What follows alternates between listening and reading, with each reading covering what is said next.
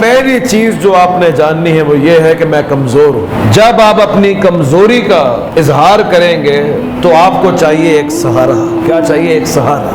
وہ سہارا اللہ رب العزت والجلال پورے قرآن کریم کے اندر اپنے آپ کو بناتا ہے کہ کوئی مسئلے کی بات نہیں ہے انسان اگر تو کمزور ہے، اگر تیرے پاس وہ طاقتیں نہیں ہیں جو تیرے دشمنوں کے پاس ہیں۔ کم من فیۃ قلیلۃ غلبت فیۃ کثیرۃ باذن اللہ، کہ کتنے ہی چھوٹے گروہ بڑے گروہ پہ غالب آ جاتے ہیں اللہ کی اجازت کے ساتھ۔ اگر دنیا میں وسائل کم ہے، تم اپنی کمزوری کا احساس کر چکے ہو، تمہارے پاس وہ ریسورس کم ہے، تمہارے پاس وہ ڈگریاں کم ہے، ٹیکنالوجی کم ہے، وہ پیسہ وہ مال کم ہے، اللہ کہہ رہا ہے میں ہوں نا۔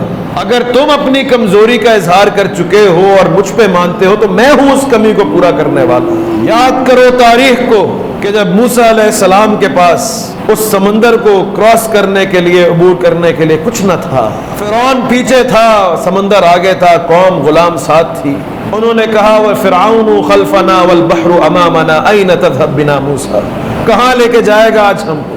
إِنَّ مَعِيَ رَبِّي سَيَهْدِينِ۔ اللہ کی وفاداری یہ ہے اپنے بندوں کے ساتھ جو کمزوری کا احساس کرتے ہیں اور اللہ کے سامنے اظہار کرتے ہیں کہ اللہ میں کمزور ہوں، تیرے بغیر نہیں ہو سکتا، وہ اللہ کی ذات ہے جو ایک عصا سے سمندر کو پھاڑ سکتی ہے۔